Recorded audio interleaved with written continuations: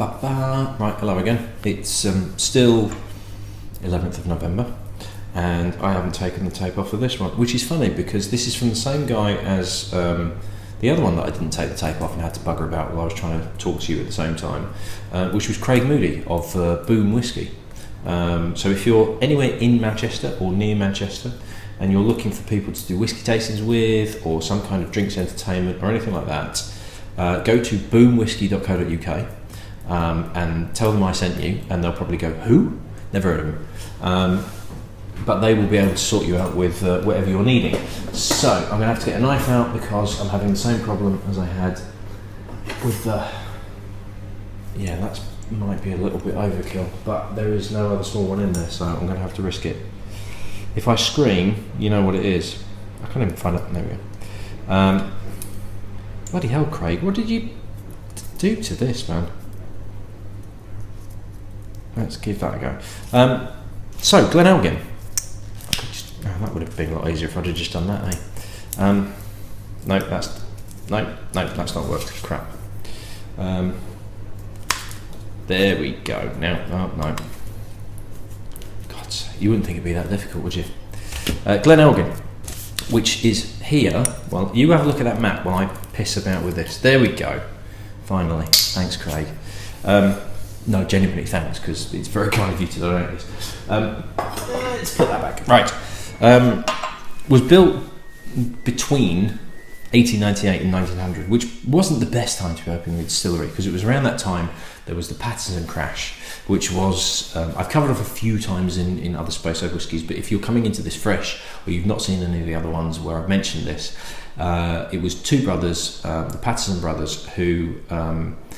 it was a bit like, not quite banking crisis, but they got into whiskey sales, rags to riches to rags again. They did fantastically well, were selling bucket loads of the stuff. Everything was based on credit. They were living the life of Riley until all the creditors decided they wanted the money back and they couldn't pay it back, and just everything collapsed. It was an absolute nightmare.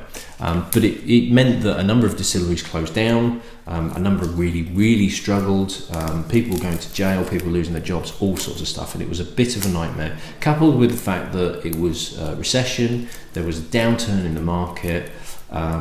We were kind of, early days, but the world was not in a good place in leading up to World War One.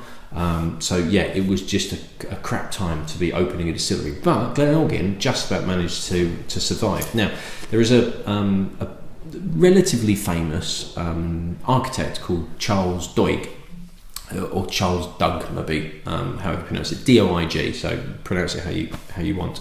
And he is known as the architect that created the pagoda roofs on distilleries, and the first one of that was Dalhuan a few years earlier, and very highly regarded in the industry. And apparently at the time, because of everything that was going on in the market, when Glen Elgin opened, he predicted that there wouldn't be another Speyside distillery opening for another 50 years, and he wasn't that far off, because the next distillery that opened after Glen Elgin was the Tormore distillery in 1958.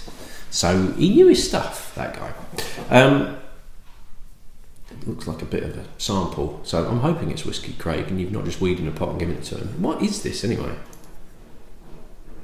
Oh right, it is actually a sample thing. Interesting. I thought it was like a cigar tube or something like that. So it didn't even have the best starts to start with. The two guys, it was two guys that set up the distillery, and they pumped in was it £23,000, I think it was, which is a lot of money back then. This is the turn of the century. £23,000 is a lot now, but back then, Jesus, a hell of a lot. Massively struggled, no demand in the market, ended up selling it the following year, 1901, for £4,000. So it wasn't, well, it was a loss, but it wasn't like they'd lost absolutely everything, but they got very little back from their initial investment.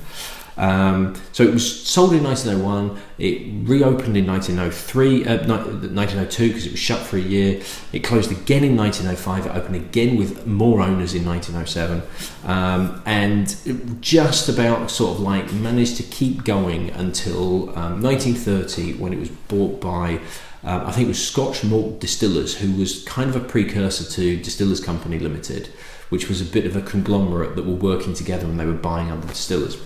It went to DCL in 1936 and has stayed with them to the point where it is now owned by Diageo.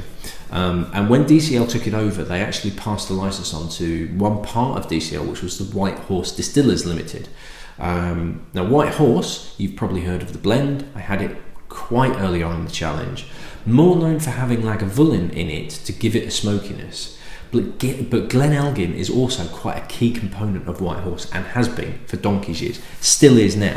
So it's another one of these distilleries where it's more important as a part of a blend than it is as a single malt. Now, it's only relatively recently that Glen Elgin has become more widely available. In 2001, Diageo launched it as a Flora and Fauna, part of the Flora and Fauna range as a 12-year-old. So there was a kind of unofficial, official bottling of it. And then in 2002, it became part of what they called the Hidden Malts range, where they'd selected some distilleries and made a bit more of a push to it. And then in 2005, it was eventually put into their Classic Malts range, which was initially, was it Lagavulin, Talisker. We covered off the Classic Malts. I think it was like literally 4 to 10 or 5 to 11. It was the 6 of them right at the start of the challenge back in January. Jesus. So they then expanded that Classic Malts range and they started putting Kalila and other ones, and Glen Elgin was involved in that range as well. So this is what the bottle looks like now. You're looking at about 40 quid. 40 quid's this is being sold for at the Whisky Exchange. It's a 43% rather than 40%, which is always interesting because it's quite nice that they think it maybe needs that little bit more. And I believe Glen Elgin is pretty heavily sherried. That is my understanding. That's what I've always come across. Haven't found it sort of explicitly said in any things, any websites when I've been doing research, but I have it in my head from way back in the day that this has always been a sherried whiskey. Now, a nice colour, not too dissimilar to the Glendervin that I just had in terms of kind of a nice burnt umber colour, kind of ochre colour. Maybe not as deep as ochre, but burnt umber. But again, I wouldn't be surprised if colouring's been added to this as well. Diageo are well known for adding colouring to quite a lot of their releases, so it would not surprise me if this has had colouring added. But what colouring they have added is actually making it quite a nice colour. And there is a slight artificial note on the nose, which kind of suggests to me, yes, hello you. You can probably pick that up from the other end of the room, can't you, mate? Yes, I'm sure you can. It does suggest to me that there is probably some colouring added to it. But other than that, it's quite a light nose. Not quite featureless, but there's not a great deal. There's not a massive amount on that nose. There's a slight maltiness, but not really. Maybe a bit of banana, but again, very distant, very, very ordinary. What's the matter with you? You feeling left out because you can't have any of this? Good, it's all mine. Yeah, not a great deal on the nose, and it doesn't even feel like it's 43%. It feels like it's 40%. You know what I mean? There isn't really any kind of kick at the back of the nose or anything to suggest it's a slightly higher alcohol percentage.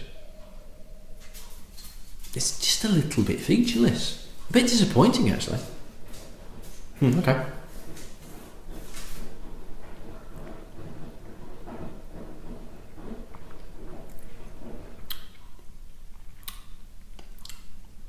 Interesting. Much better on the palate.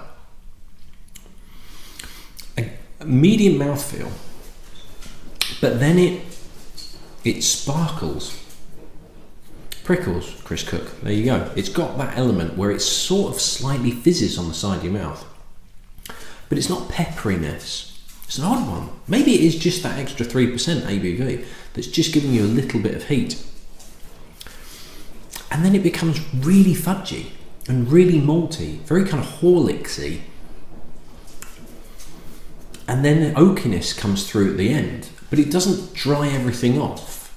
It doesn't make you feel like you need a drink of water or something like that. It doesn't dry your mouth out, but it really supports the other flavours that are there. It's quite, light's the wrong word because that makes it sound delicate, but it's not that it's rich.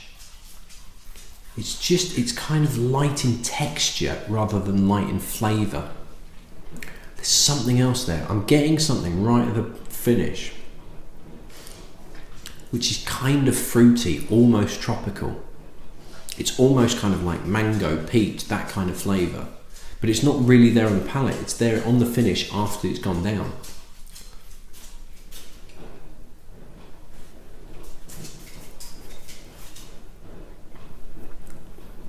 As you swallow, as you bring it from the front of your mouth to the back, you get this heat, this kind of, it's not a burn, it's not like it's a 46 or anything like that, but you do get a feel of alcohol, and it's very warming, and it turns very fudgy and very malty, and it's really, really nice.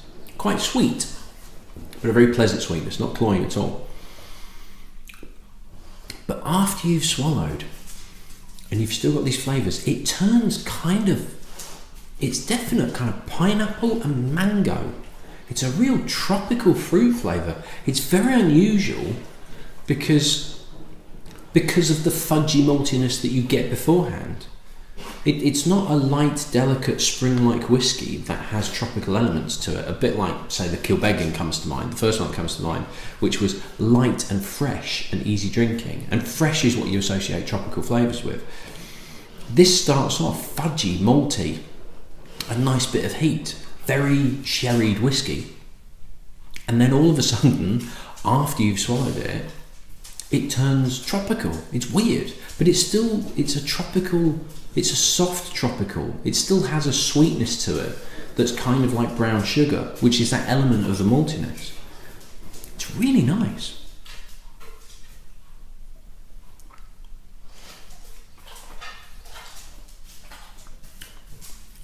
It's very, very good indeed. Extremely drinkable.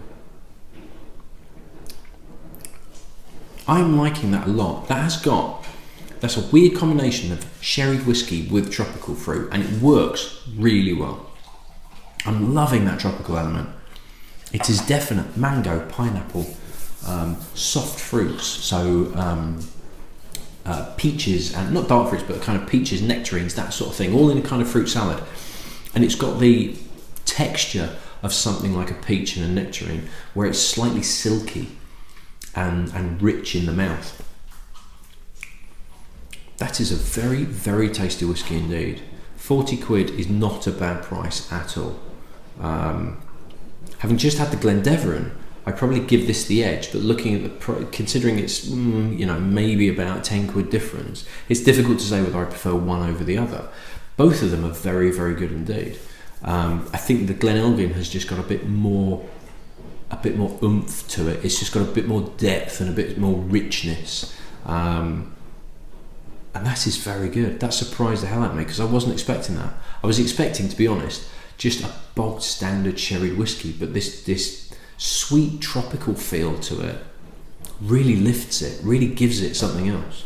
That's very, very good stuff indeed. Right, that's me done. I'm going to go to bed because it's late. Yes, Jesus Christ, it's 11:10. It's past my bedtime. You keeping me up, talking to you. Shame on you. I'm going to bed. You should go to bed too, it's late. I'll see you in the morning. No, at the next one. Cheers.